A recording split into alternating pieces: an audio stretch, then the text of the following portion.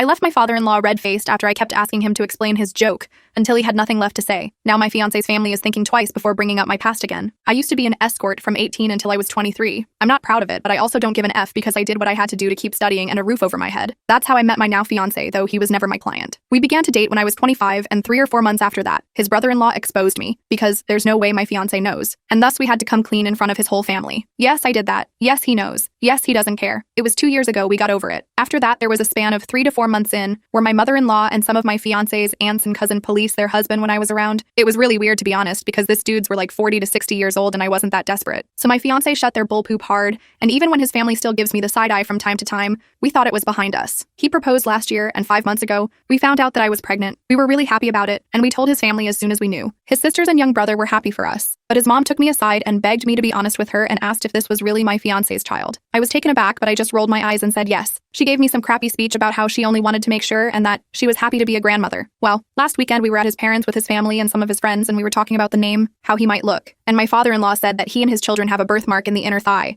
and that even his grandchildren, one of my sister-in-law's kids, got them, so our baby might too. And then he said, but how can we know from who he got it? It may as well be from me, my boy, or my brothers. And he and his brothers began to laugh. My fiancé got mad, and before he could say anything, I said, I don't get it. And my father-in-law was, yeah, because it runs in the family. And I said again, I don't get it. Why would he get it from you? And he began to get nervous and said, because you know, it's just a joke, OP.